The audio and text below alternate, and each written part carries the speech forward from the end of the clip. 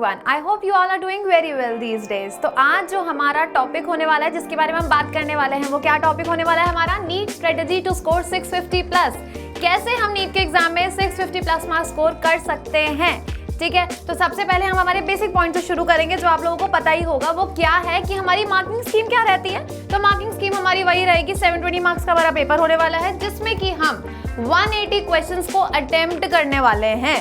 ठीक है, बायोलॉजी का अगर हम बात करेंगे, 3 पार्ट्स में पेपर डिवाइडेड होगा हमारा। बायोलॉजी में हमारे 360 मार्क्स का पेपर आएगा। उसमें से हमें कितने क्वेश्चंस अटेम्प्ट करने हैं? 90 क्वेश्चंस हमें अटेम्प्ट करने हैं, जितने भी क्वेश्चंस आप लोगों को मिलेंगे। ठीक है, उसके बाद हमारा केमिस्ट्री आएगा। केमिस्ट्री में हमें 45 क्वेश्चंस अटेम्प्ट करने हैं। एंड देन फिजिक्स में हमें 45 क्वेश्चंस अटेम्प्ट करने हैं।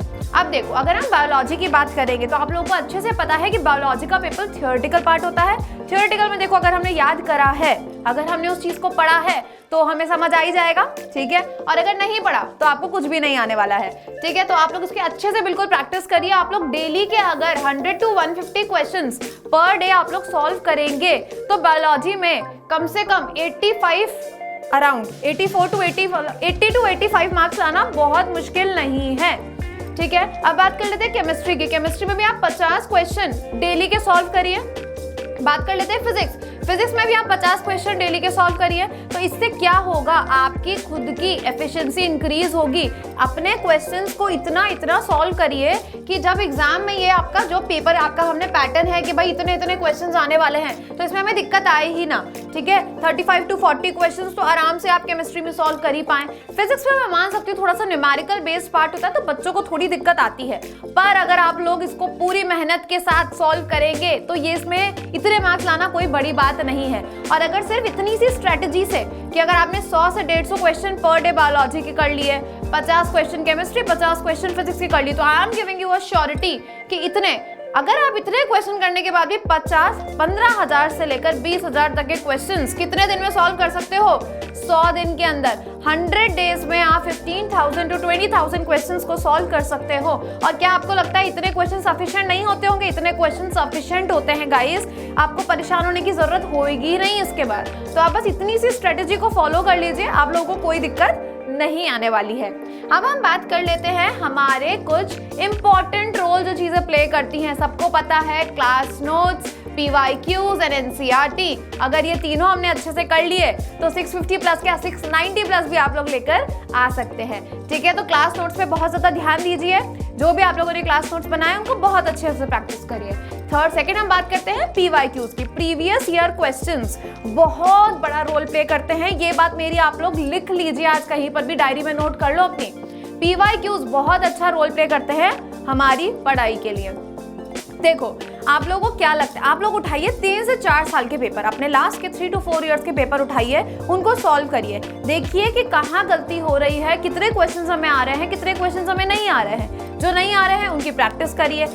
कम से कम मैं बोल के चल रही हूँ, अगर आप लोगों ने ये भी PYQs अच्छे से सॉल्व कर लिए तो आपके पेपर में 50% to 20% क्वेश्चंस रिपीट होंगे ही होंगे। ये बात बिल्कुल मान के चलिए, इतने क्वेश्चंस आपको रिपीट मिलेंगे PYQs के।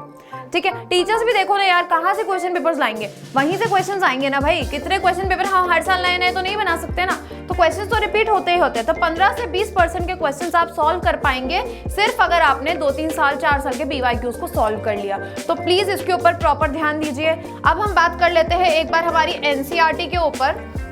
ठीक है, NCERT को हम कैसे अच्छे से सॉल्व कर सकते हैं। तो देखो, NCERT आप लोगों को पता है बहुत बड़ा हमारा रोल प्ले करती है। NCERT के क्वेश्चंस अगर आप लोगों को सॉल्व करने हैं तो आप लोगों को मैं एक बहुत सिंपल सा ट्रिक बता देती हूँ, सिंपल सी चीज बता देती हूँ। सिर्फ आप 3 टाइप्स के टेस्ट हमारे देख लीजिए।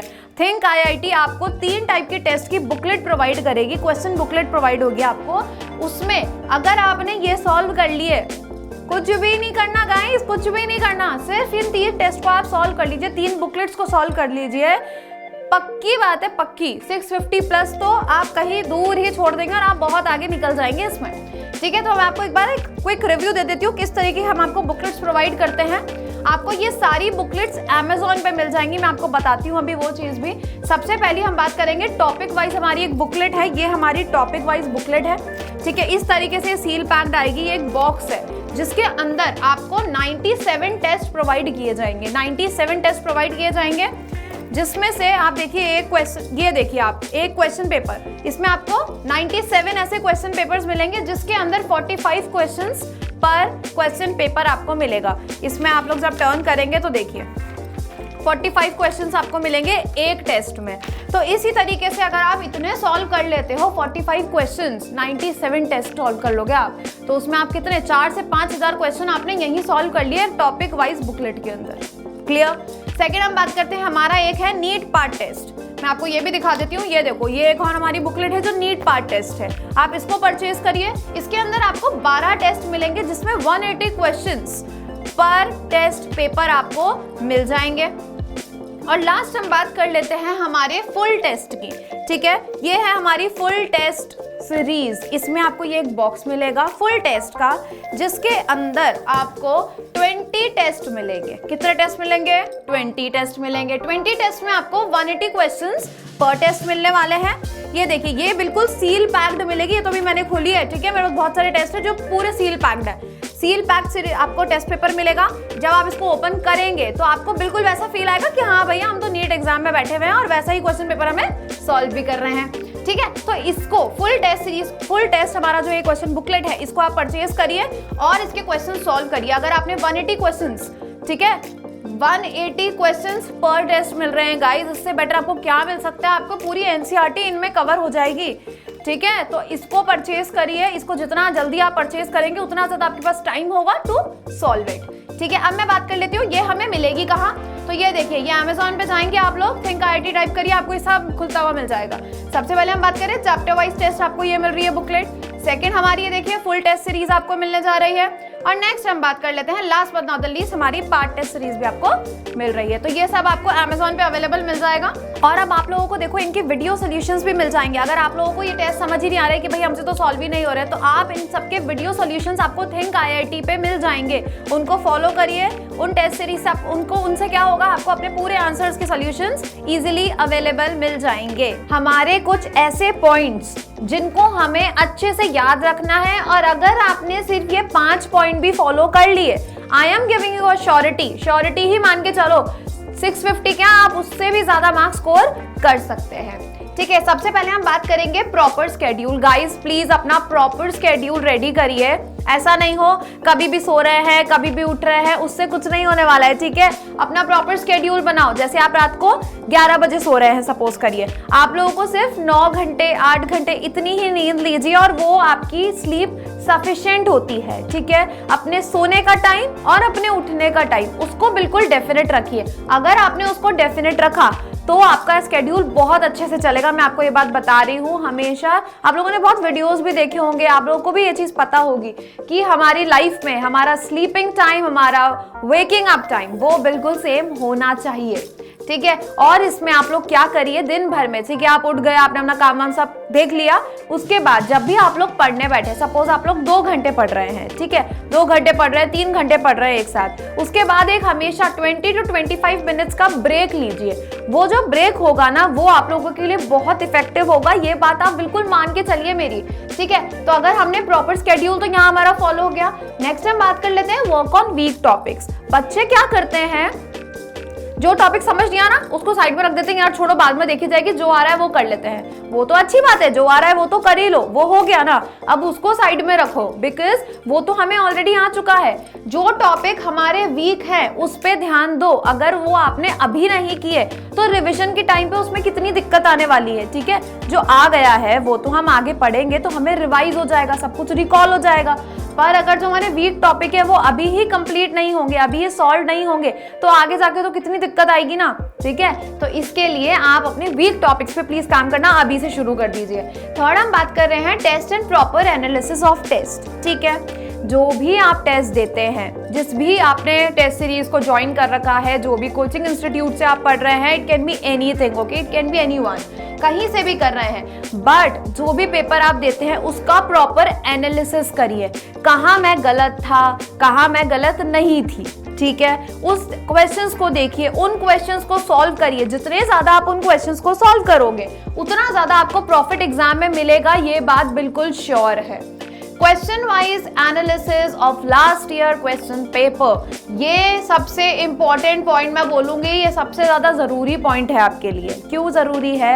देखो बच्चों, आपने जो लास्ट ईयर पेपर दिया उसमें क्या था, जो भी आपके क्वेश्चंस गलत गए, जो भी आपके क्वेश्चंस सही गए, सही क्वेश्चन गए एक बार रीड मारो और आगे बढ़ो, पर जो आपने गलत क्वेश्चन करे हैं उनको सॉल्व करो, गलती पता चलो कि भाई गलती कहाँ हुई है। आप लोग देखो, इतना तो आप लोगों को भी पता है, इतने साल से नीट एग्जाम हो रहा है, ठीक है, उसमें क्या आपको लगता है क्वेश्चंस रिपीट नहीं होते होंगे? अब बार बार टीचर्स भी नए क्वेश्चन कहाँ से लाएंगे, वो भी रिपीट ही करेंगे ना।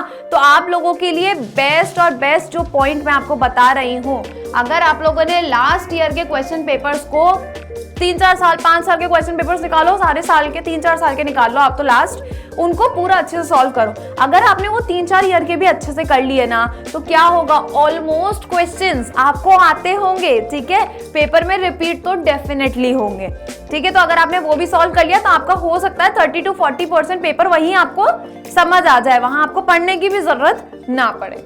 नेक्स्ट और last but not the least हमारा जो पॉइंट है वो है प्रॉपर रिवीजन। ये सब कुछ फॉलो करने के बाद जब आपका एग्जाम टाइम आने वाला होगा तो बच्चे क्या करेंगे, जल्दी जल्दी जल्दी जल्दी रिवीजन की तरफ भागेंगे। तो आपका जो पॉइंट है वीक टॉपिक्स को कवर करना, स्केड्यूल को प्रॉपर करना, ये सब बहुत लेट हो जाएगा। तो आपको क्या करना है, अभी आप इस चीज को बिल्कुल अच्छे से प्रिपेयर कर लीजिए। जब रिवीजन का टाइम आएगा तो कम से कम 2 या 3 बार आपको रिवीजन अपना करना ही करना है।